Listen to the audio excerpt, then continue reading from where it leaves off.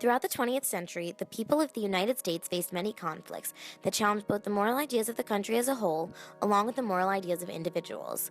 During the 1920s, Americans feared that immigrants would take their jobs and change the culture of our country. So we created laws that made it illegal for immigrants to become part of our country. And those immigrants already in the country could not find work. And those who searched for freedom were denied the chance to fulfill their happiness. Following the bombing of Pearl Harbor in 1945, the government of the United States placed all Japanese Americans into internment camps. We thought that anyone affiliated with the Japanese community was against the United States. After World War II, the U.S. feared the Soviets' power during the Cold War. Why were they winning? Why were we losing? Acting out of self-preservation, Senator Joseph McCarthy claimed that numerous U.S. government officials had sided with the USSR, providing valuable information about the U.S. to Russia. Was that even true? Who cares? It was a possible answer as to why the U.S. was losing. Thus, men who were assumed to be a traitor by the public were thrown into jail for most of the Cold War. While all of this was going on, segregation ruled the South as it had been for almost all of our country's existence. Blacks were separated and isolated from society. But why? Because of the color of their skin. For some reason, we feared that if blacks had equal rights to us, we may lose our power. Blacks were to use separate restrooms, dine at different restaurants, ride in the back of the bus, and go to different schools. They also were to be beaten, terrorized, and killed when they didn't follow what the whites wanted. During the same time, the Vietnam War was going on. Was it our job to help stop the North Vietnamese army and the Viet Cong from invading and spreading communism throughout South Vietnam? We sent in hundreds of thousands of young men who were ready to start a life at college or even start a family.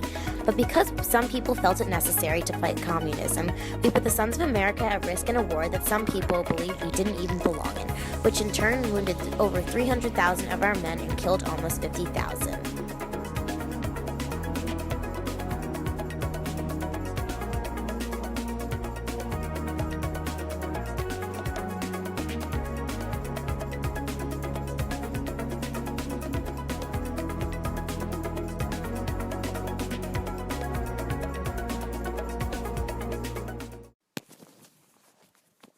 Were any of our actions moral? Yes, the shift in our values was the result of our attempt to protect ourselves. However, the actions that protected us discriminated and limited the freedoms of somebody else, whether that be the immigrants, the Japanese, or even the U.S. government officials that were innocent. Even though we hate to say it, it is very obvious that the U.S. overlooked the importance of maintaining our values, such as national dignity, respect, freedom, and security, during the 20th century. We always thought that we were the best. However, it kind of seems like we're the problem. Taking away the rights of blacks, getting involved in wars that we had no business in, lying to an entire country, blaming the innocent, socially dividing different cultures, restricting hopeful immigrants from obtaining their dreams, putting our men in danger, and providing weapons to groups that would soon turn on us. Is any of this morally correct? A lot of times throughout history, our values and morals have been challenged when we are in danger. And most often than not, when we protect ourselves, we end up putting other lives in danger. Thus, we shift our values with the sole purpose of protecting ourselves. And when we blame other individuals or groups, the accused disregard their own moral values in an attempt to protect themselves as well. It's like a domino effect. As the values of one group shift to protect themselves, those being blamed or ridiculed against for reason or not must abandon or shift their own values to protect themselves. However, there are a select few that stay true to their values. Shifting moral values in a response to fear only creates short-term protection that does not carry on to help future generations. A question about moral comes into play here. Are our actions of the 20th century moral? Well, that all depends on how one defines morality.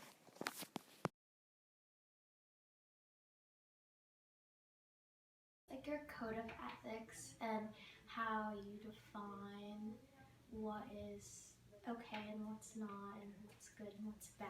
Someone's personal morals on what they should do in a certain situation. I would say I think I define morality by doing or behaving in a way that I can stand by. So like if I can explain it to somebody else, if I have a rationale for why I'm doing what I'm doing or saying what I'm saying, and it's a solid one, then I feel like that's how I define. Morality is kind of like your own personal code, like the way it decides whether you go to sleep at night with a clear conscience or whether you stay up worried about something you did. Doing the right thing in terms of other people. It goes back to the golden rule, do unto others as you'd have them do unto you. doing something that would not interfere with another person's rights to do things.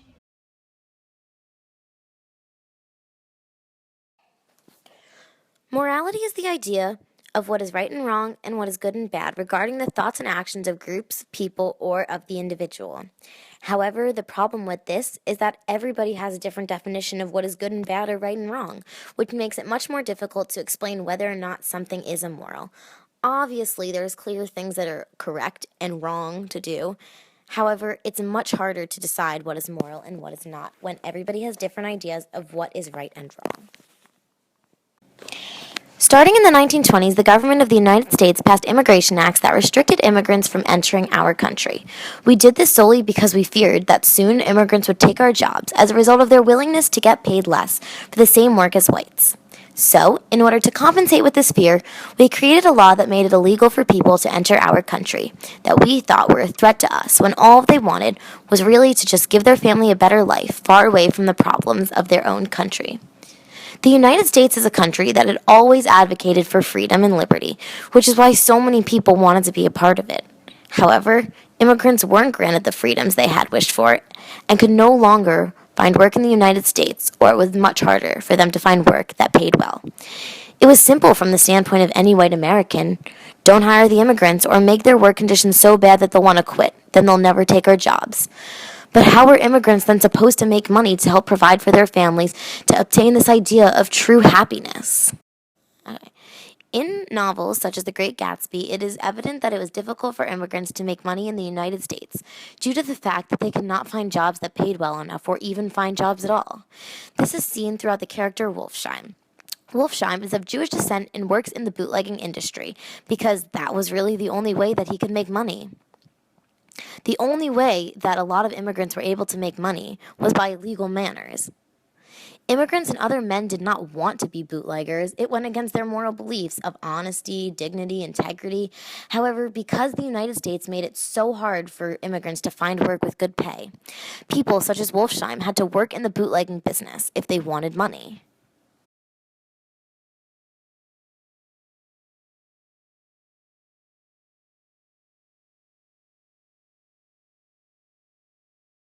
That's actually, I would do it, even though it would break my value of not stealing or breaking the law. But if it's for survival, I'd have to say, yeah, I would. You know, even with, because your morals in that situation, at least mine would be if I was in that situation.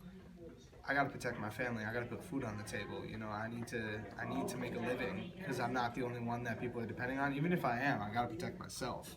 And I know that the government's not gonna look out for me.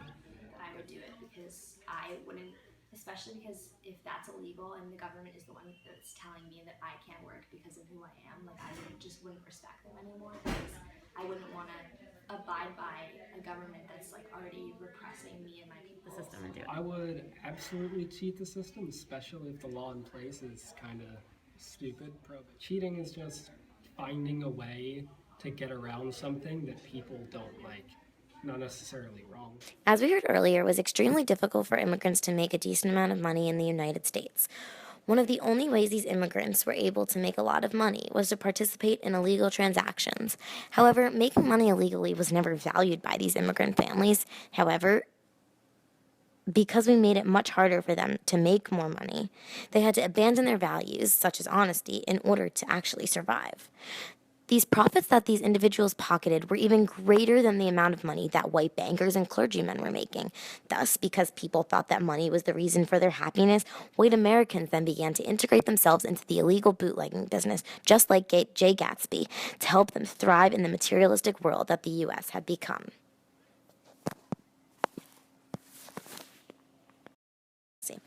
Illusions such as the idea that money buys our happiness oftentimes are so desirable that we forget about our moral values in order to obtain that end goal, such as happiness. Newsflash. You can't put a price on happiness. Happiness can't be bought by the amount of things you have. Yes, maybe having some expensive items such as some new clothes, some new jewelry, a new purse. Yeah, that's great, and you'll be happy walking around in that because you'll feel like $1,000,000, but that's not what true happiness is. True happiness comes from your family, support of your friends. It comes from the act of being able to do what you're passionate about without worrying what other people think. Immigrants didn't believe in bootlegging, they didn't believe in working in illegal acts. However, it was one of the only ways that they could really make money. And then whites saw how much money they were making. They left their jobs. They wanted to become bootleggers because that was an easier way to make. So the more money you have, the more items you can buy, the more happiness you have. That's the way. Illusions cause us to shift our moral values, for the better or for the worse. Money buys happiness is an illusion. You cannot put a price on your happiness. Happiness can't be bought. Happiness is something that is brought with friends and family. Passion, hard work, accomplishment. That's what happiness is. Happiness is not the number of shoes one owns, not the number of silk shirts Jay Gatsby has. That isn't a representation of happiness. True happiness comes from the items that you cannot truly hold. So this illusion that money can buy happiness, it was so desirable that people lost sight of their values, which in fact didn't really help them at all.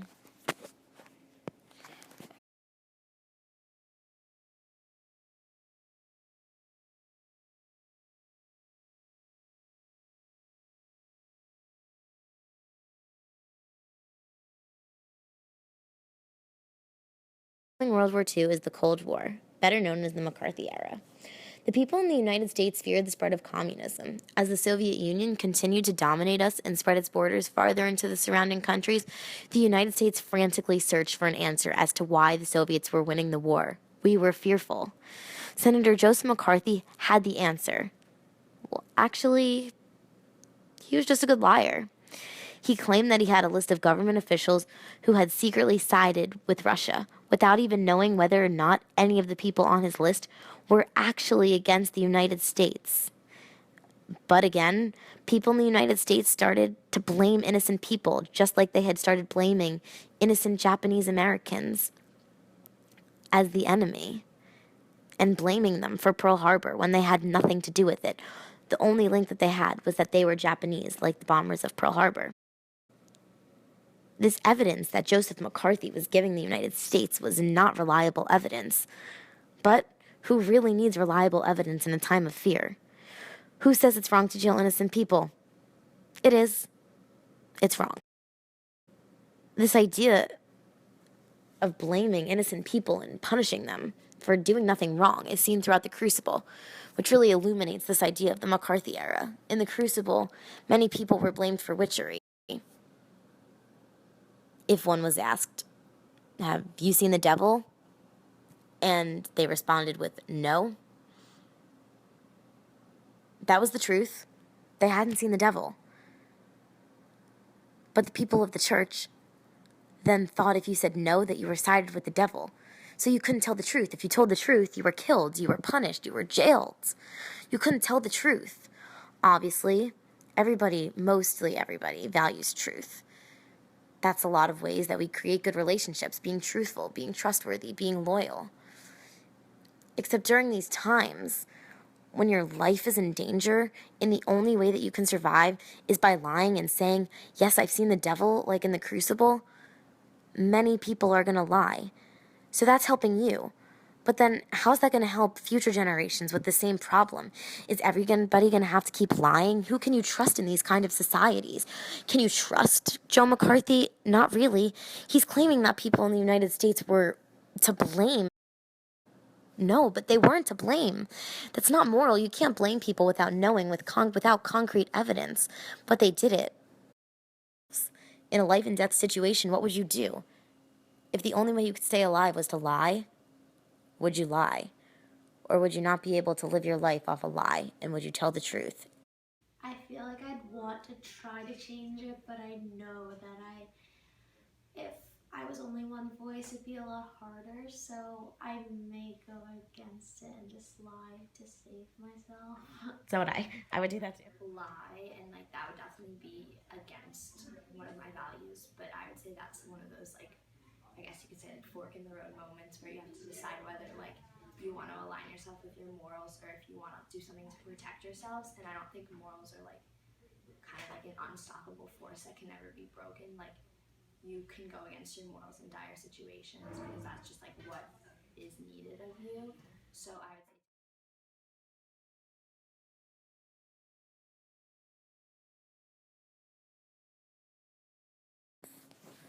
How is that morally correct, lying to survive? It baffles me. Obviously, people in both the McCarthy era and people that were blamed for witchery in the Crucible know that they weren't actually communists during the McCarthy era. They knew that they weren't actually involved in witchery. They hadn't seen the devil. But because they're so scared, because they're so fearful, they conform to this idea that they knew wasn't even true. But they conformed to it so they would survive. Here we see that some people don't even believe in this idea, and they still conform and disregard their moral values just in order to ensure their survival. Times of war are difficult. We're scared, but not everybody's scared in the same way. Is it morally correct to send young men to fight in wars when they don't even agree with the United States' involvement in the war itself? We fear other countries when they pose threats to us or our world, and thus we end up putting the lives of young men in danger. There will always be people that disagree with the war based on their moral values, whether or not we really do belong fighting on the ground. Sadly, the reality of war is that soldiers get killed, and not by accident. Some people oppose to the idea of war because they believe it is immoral to kill other people. However, in a life and death situation, what would you do? If there is a man shooting at you from across the battlefield, what would you do? Accept the fact that you might be hit or try to hit the guy before he hits you? Chances are that in this dangerous situation, soldiers will shoot back at the enemy in order to protect themselves. Obviously, people's values do not align with killing others. However, when put in dangerous situations during war, many times soldiers have to shift their values and shoot the enemy in order to protect themselves. War is a little different, however, because unlike times during the Red Scare, soldiers did not shift their values just to protect themselves. They're trying to protect themselves and get revenge on the soldiers that they have killed. War is different. It's not as easy to stay true to your values. You aren't just going to stand there. You're going to fight back and kill the enemy, whether it is moral or not. Riot after riot, march after march, blacks never gave up. Whites constantly reminded them that the black community in the United States would never have the freedoms of a white man. Segregation separated the two races in places such as public restrooms, schools, and lunch counters. Whites in the South burned black buses, beat black men, and threatened to kill them. Why? What threat were the blacks posing to the white community that the whites needed to disregard their value of respect and shift their morals to a place where they looked down upon an entire race? Blacks didn't value violence. They saw no purpose in it when fighting for their rights. How was that going to help them? You can't fight fire with fire. It just makes more fire. They would march and they would sing and they would never, ever stop. Blacks remained respectful to the whites when whites were disrespectful for them. Blacks didn't fight back with violence, even when they were beaten by the whites. They united as one and were powered by the integrity of their morals. They were not only able to receive their rights, but all generations of black Americans would be granted the fundamental rights of the U.S. Constitution in the future. The black community in the United States could have easily disregarded their moral values and participated in the violent fight that the whites were hoping they would respond with. However, blacks were able to stay true to their values, which in turn not only granted them protection under the Constitution, but led all future generations to be protected under the Constitution. It's important to note to never abandon your values for protection. Don't cheat your way to happiness. Be proud of who you are. Be confident in your morals and values, like the black community. Because with confidence and values comes success. Yes, by shifting your morals. As we can see throughout the power unit, those who never lost sight of their moral values were not only able to protect themselves in the present, they were able to protect all future generations, unlike those during the 1920s and the Red Scare, who either abandoned or shifted their values with the sole purpose of protecting themselves in the present. They wanted to protect themselves during times of fear, danger, and a loss of rights. The idea of fear and danger overpower the importance of our moral values. During the 20th century, we immediately responded to fear by discriminating others and limiting their freedoms in the United States as a result of the shift in our values to protect ourselves. We did not want to discriminate against anybody, but because we saw them as a threat for some reason, we had to create a law and used force to show them how powerful we were in an attempt to protect ourselves. These groups, such as the immigrants, the accused government officials, and the Japanese, had to shift their own values in order to survive. They either had to forget about being honest or forget about their dignity. Honesty was no longer important. Yes, by doing this, individuals were saved. However, it didn't help anybody else.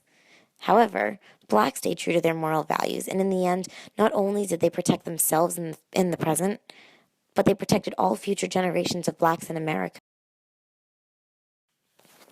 Recently, President Barack Obama visited the Hiroshima Memorial in Japan. The memorial that is dedicated to the men, women, and children killed by an atomic bomb dropped by the United States during World War II. Tens of thousands of people died instantaneously, and more deaths followed days, months, and years after the bombing due to the radiation that had affected their bodies from the bomb.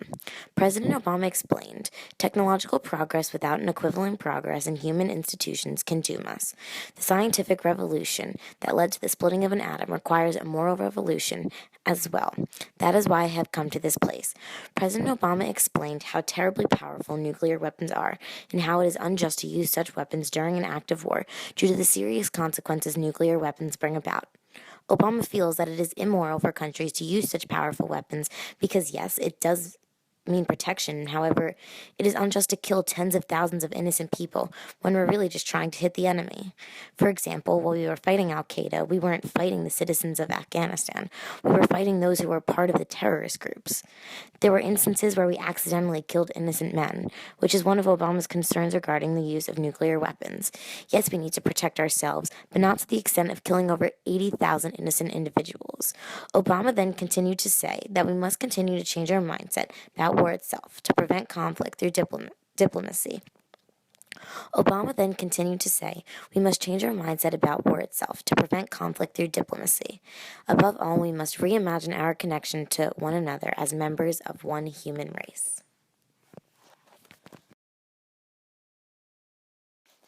As soon as we began to grasp concepts as young children, we have been taught to always respect higher authority and believe everything that they say, because chances are their opinions and ideas are right and ours are wrong. As a result of this, some people end up shifting their values in a negative way in a response to this. For example, in school, we are to always respect what our teachers say. However, what if what they say goes against one of our moral values? Do we shift our moral values to align with their opinion because we have to assume they're right? Or do we keep our own moral values and disregard what the higher right answer? I sure hope not. That would be really sad if that happens.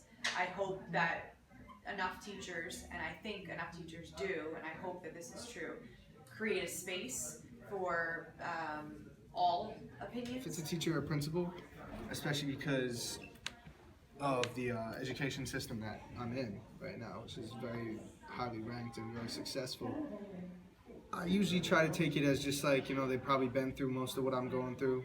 They know what happens on the other side. So yeah, I probably respect it and, kind of take it as, I'm younger.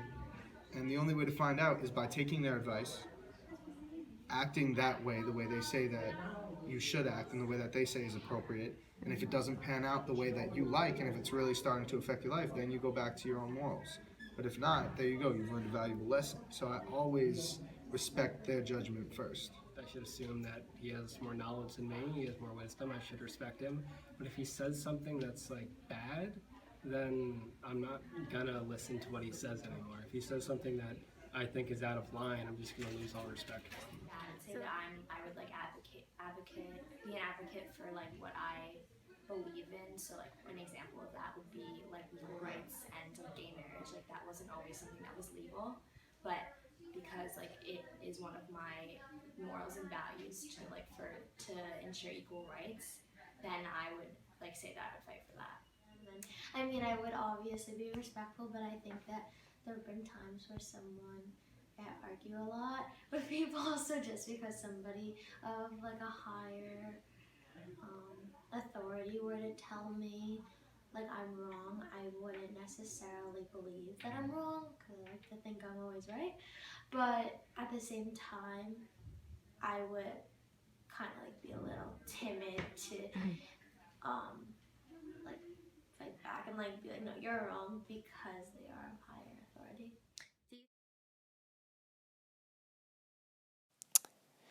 Do you think that some teachers don't teach certain topics because they may go against the teacher's own moral values? Do you think that some teachers don't teach certain topics because they may go against the teacher's own moral values? I think teachers have to strike a balance between what should be taught and what their own initial bias is. Because you could teach any big idea with a variety of different examples. But me personally, as a teacher, before I teach about something that it could be controversial, I make sure everyone understands my own bias towards the topic. Because not only does that model how to look at historical bias and understanding where people are coming from, I at least give an opportunity for other people to have other biases that might go against my own. So it's tricky, of course, because I'm subject to my own bias. But as long as I'm clear to my students about what my bias is, then that can maybe open doors for them to be willing to at least address on their own terms another perspective on things. I would say absolutely. I'm going to take it from my area of study, like science. One of the things that, I firmly believe in is evolution. I believe in a lot of things, but there are some states where you can't teach that. Now, would I teach that even though that's what I believe in a state where they say you can't teach it, knowing that it'll probably cost my job? Interesting question, okay? It puts people in a tremendous dilemma. And the same is... Yeah, I think that can happen, for sure. I think in the context that you framed it, when war is concerned, I think it's an interesting thing to watch teachers plan for war, because I think there's a direct connection between someone's personal experience with war and the way they choose to teach it. And that's not good, that's not bad, it's just kind of what it is.